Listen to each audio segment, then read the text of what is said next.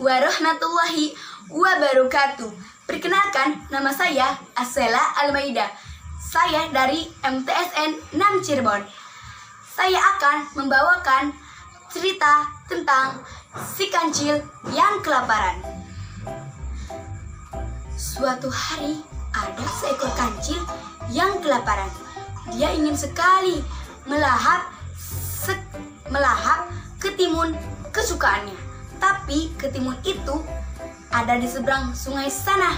Kancil pun berpikir, gimana ya caranya untuk menyeberangi sungai itu? Berpikir dan berpikir. Lalu si kancil pun menemukan ide yang bagus dan cemerlang.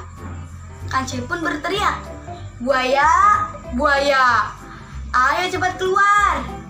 Para buaya pun merasa terganggu atas sikap si kancil yang berteriak-teriak tidak jelas. Kancil pun bertanya kepada para buaya, "Kalian ingin daging segar?" Para buaya pun senang karena ingin mendapatkan sebuah daging segar. Kancil pun meminta para buaya untuk berbaris.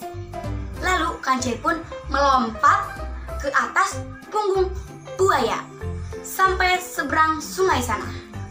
Kancil pun berterima kasih dan meminta maaf atas sudah membodohi para buaya.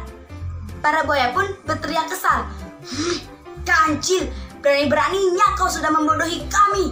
Kancil pun akhirnya bisa memakan sang ketimun kesukaannya. Wassalamualaikum warahmatullahi wabarakatuh.